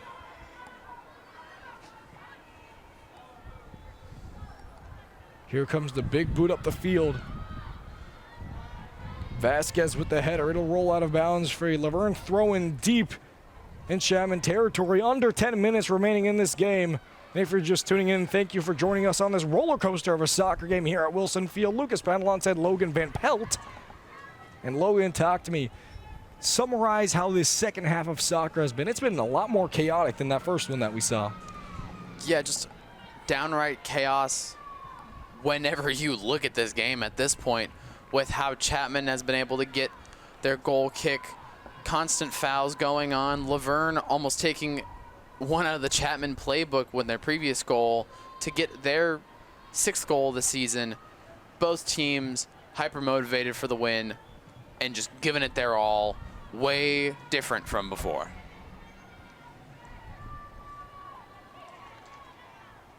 A completely different style of soccer in this second half that we saw from that first half. It'll be a Laverne foul. A Chapman foul, excuse me. It'll go in favor of Laverne after Andrea Di Vittorio got a little too physical. 8 minutes remaining on the clock, and it'll be another free kick.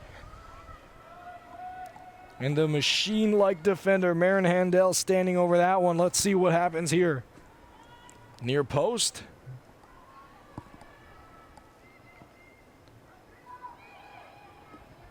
Serena Lavelle was able to take that one away, but a sloppy pass. They'll give it back to Laverne. It'll be Cervantes. Some shifty footwork from this defense. They'll flip it over to Allen.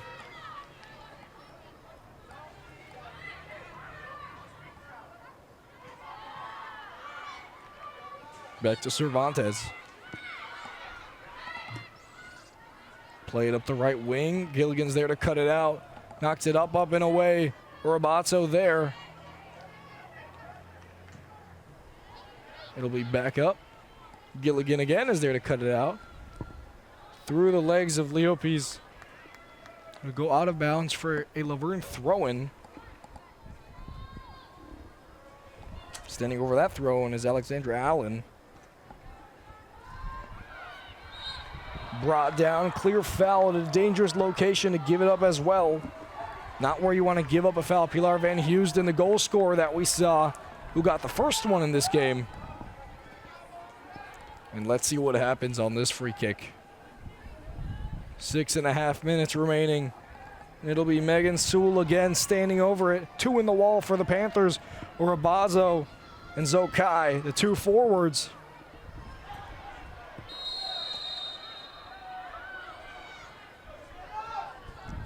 Sewell with the cross. Header! Bouncing around, but it's still in there. Trying to get the shot in! My, oh my! They have tied it. And it had to be Lainey Cutler, the freshman, with her first collegiate goal. Right place and right time to tie it up in the final 10 minutes.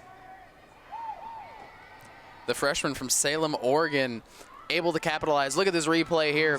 Constant ricochets, and she's just able to tap that one in. The necessary goal for Laverne to tie it up. Like we said, playing spoiler. That's what they're going for, and that's the goal they'll need. Chapman now circling up and figuring out what they need to do. They were essentially dominating an offense statistically and in this game. But then Laverne, just right place, right time for both of their goals. Whether it be Lainey Cutler or Sophia Chavar, both getting their first goals of the season. Cutler, first goal of her career in college. And what a place to do it, and what a time to do it as well. Yeah, just impressive, capitalizing on what is given, showcasing their ability to recover from the blocks. Hits forward, hits back, gets the goalie, gets the defender. Well, the offender is the one that's going to get the kick. And that, in this case, was Lainey Cutler.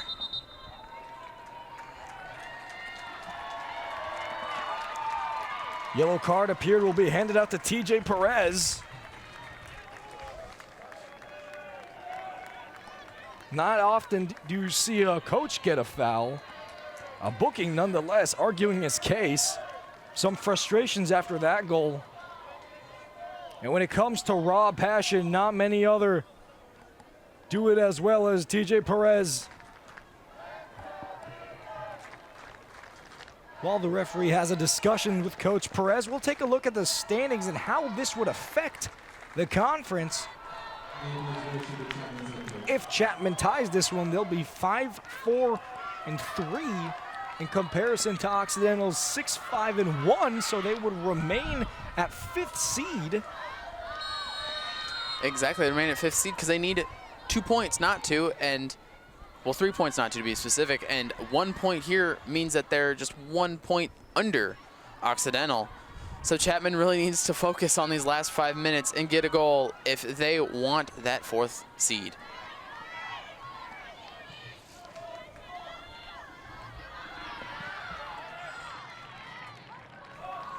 Ella Tavar tried to get something on that one, but couldn't. TJ Perez will be rushing his team.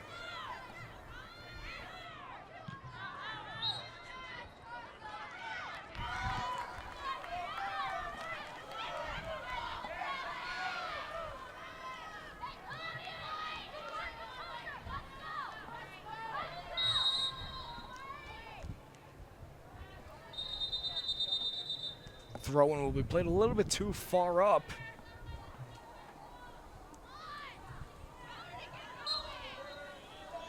So as we have this stoppage, we're slowing down in time. Big foul against Van Houston. They'll get it, and this is a big opportunity to move quickly. We'll see the result of the game that was happening behind us for the Chapman men's water polo. They lost 13-18 against Whittier College. Let's see if the women's soccer team can get one win on the board for Chapman to start this Saturday off. Running hard was Annabelle York, try to get onto it, but couldn't. Under 5 minutes remaining in this soccer game. Saturday morning action. And what a game it's been as well. If you're tuning in for the final moments, Lucas Patton here alongside Logan Van Pelt. And the underdogs, Laverne, have come out of nowhere and tied it. And now Chapman need to score a goal if they want to go into the postseason as the 4th seed and get that home game. Laverne advantage, they'll play it. Colasar brought down by Vasquez. Let's see if this is a booking. This game getting chippy down there, Logan. Yeah, once again, just rough for both teams.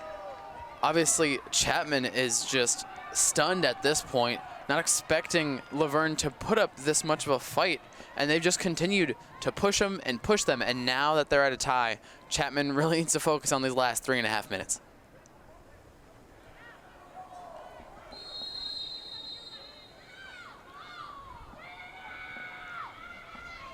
Standing over this one again is Megan Sewell.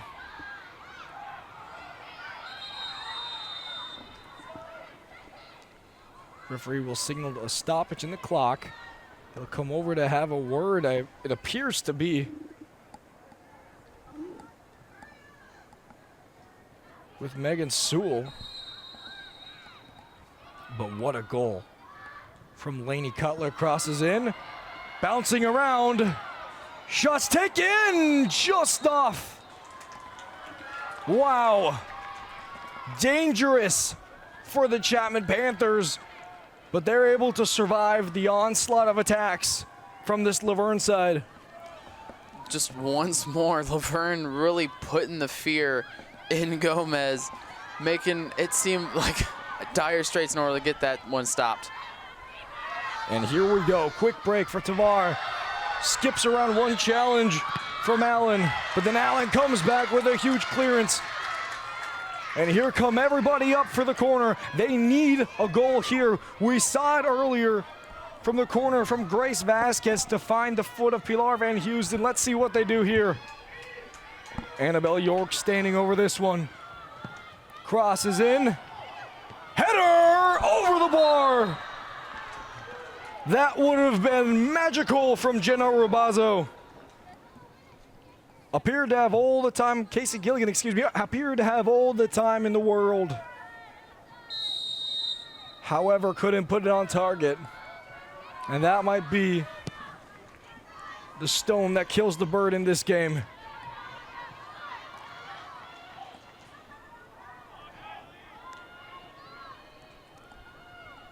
Laverne on the attack now. Minute and a half for them. Let's see if they can get it upset. Chapman get it back. York, lazy pass. Another lazy pass from Pilar Van Houston. Wasted opportunity, but look at this. Van Houston back on it. Vasquez. Cross into the box. Bouncing around. They're able to clear.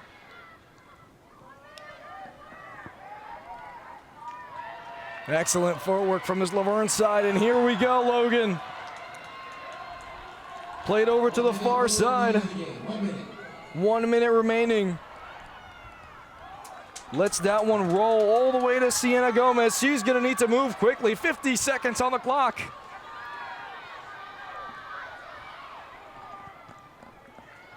Ball is up. Fikri tried to bring it down but couldn't. That one rolling out of bounds for a Chapman throw in. Vasquez will take it quickly. Headed on by Tovar. Karjan running around. Huge clearance from Handel. Intelligent from there, 20 seconds.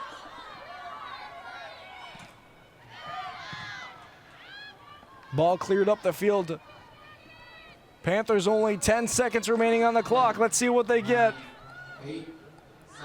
Headed on, Fikri.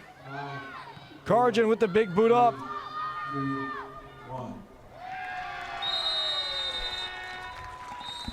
And an upset away from home. Laverne draws it 2-2 against the Chapman Panthers, who had it all to win.